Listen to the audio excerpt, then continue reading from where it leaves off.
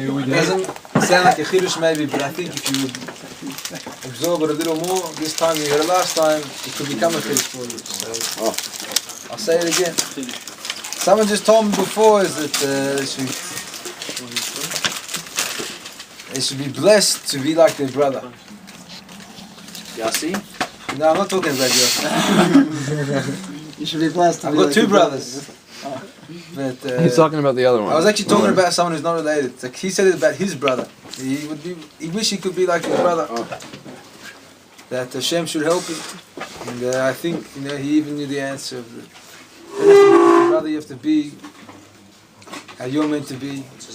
And that's the main thing that the person is meant to focus on in his life. Is the milas that he has, and the unique privilege that it is to be born in this world and to be who you are, with your faults and with your mishugasim and with all your eccentricities and all the different assets that you have. It's the beauty that makes you you.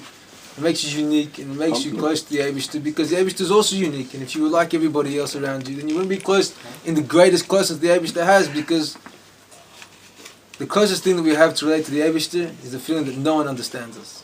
Really. That's my theory. I feel that sometimes the way I really feel close to the Eibishter is that no one understands me. I could talk all day to the walls, and no one's going to understand me, because that's the way the Eibishter feels. He's had 5,000 years, the world has just gone around chasing its own tail, and no one's even figured it out. Avram Avinu got the chesed. But no one connects to Atzmus. No one can really feel the Eibishter. That's the way he feels every day. And whatever the story of the Rebbe is, that basically there's a person who came to the Rebbe and said that he knew someone another year who was about to marry a goy. And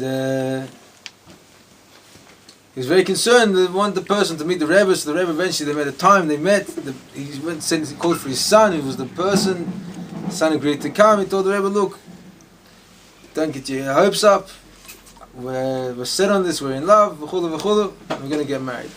The Rebbe said, I'm jealous of you. And he's like, really? Why are you jealous of me? I'm like the worst sin. Everyone's telling me the worst sin that a Jew can do is to intermarry. And you're jealous of me? I'm like, I'm the lowest of the low. He's like, you don't understand that if the Eibishter gave you such an nisoyed, it means you have koiches. Kodesh Baruch Hu lo ba b'trunia. He doesn't come to a person with a challenge that he can't overcome. He won't give you something, a pekel that you can't carry. And that's why I'm jealous, because the Eibishter didn't give me this nisayon. The Eibishter made me a tzaddik because he knew that he couldn't give me this nisayon because I wouldn't be able to overcome it. But you can overcome it because this is your pekel. The person, Baruch Hashem, ended up appreciating the Rebbe wasn't just saying it to make him feel good or to impress him. He did tshuva and he didn't marry it. Now he's from whatever. But the whole point is that we've all got this. Every day, every moment, we're going to marry a goy. You know, whether it's going to be a piece of lashon hara. Every time you get that much closer. It's like Tanya of the past week or whatever. It's like the recurring issue of, if you're going to give an investment into your yetzer hara, then he becomes the balabais. He becomes the man. And a tzaddik doesn't have that connection to it, because a tzaddik is so connected to his yetzer tov. He's turned his yetzer hara into a yetzer tov.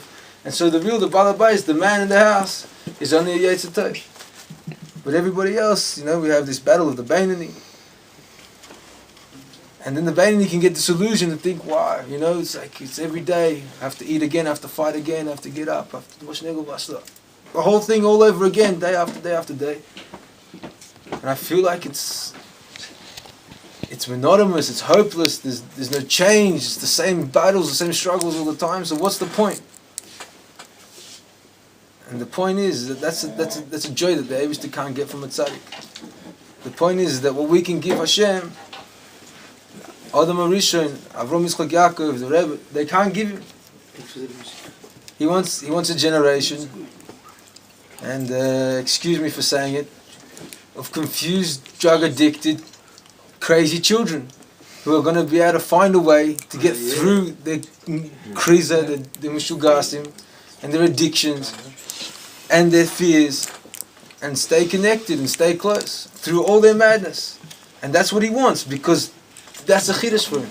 We understand what a chiddush is. We understand and appreciate what's so special.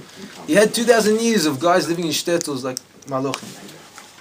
Fine. Now this is what he wants. You can't ask questions on a table. That's what he wants, and that's what's going to take for him to decide that this is enough of Golus.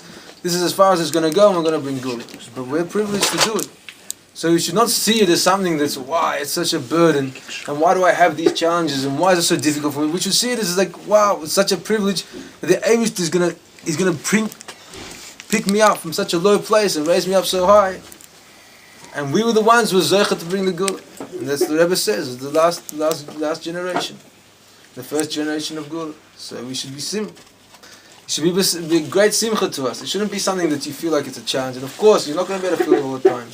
But the reality is that really the Rebbe is jealous of us. He's really, the Eibush is jealous of us. How is it that there's a Jew who still keeps Shabbos today? It's a miracle. Every Jew these days, the Rebbe said, is a tiny of Tanik Shenishba. There was a Holocaust, there was this, there was that. We could find a million excuses. There's not that many excuses to stay, alright, I want to do the right thing. I want to be a Jew like the Eibush still wants me to be. There's not that many reasons. You look at the world, everything says the other way. Everything says forget about it. It's too hard, it's too monotonous. It's hopeless, it's going to be the same battle tomorrow. But that's why there's so much resistance against it. Why is there such great resistance? Because it's such a great privilege. You know, when you're racing, when you're trying to grab a trophy, it's not like everybody's going to just go, whatever, get it, whoever gets it, gets it. You're going to fight for it. Everyone's going against it because they know how great it is. So there's so much politics against it. The whole world is now saying, the privilege you have is so great, we don't want to let you have it. So we should take this and give us Jewish pride. We should have Jewish pride. We should say, wow, it's amazing. It's amazing we have this opportunity. And we should take him, we should go with him and bring Mashiach. Chaim Lebracha.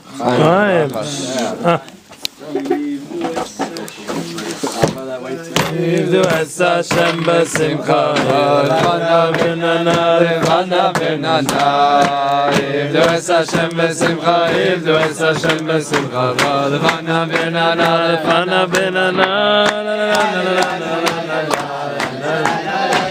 Na na na na na na na na na na na na na.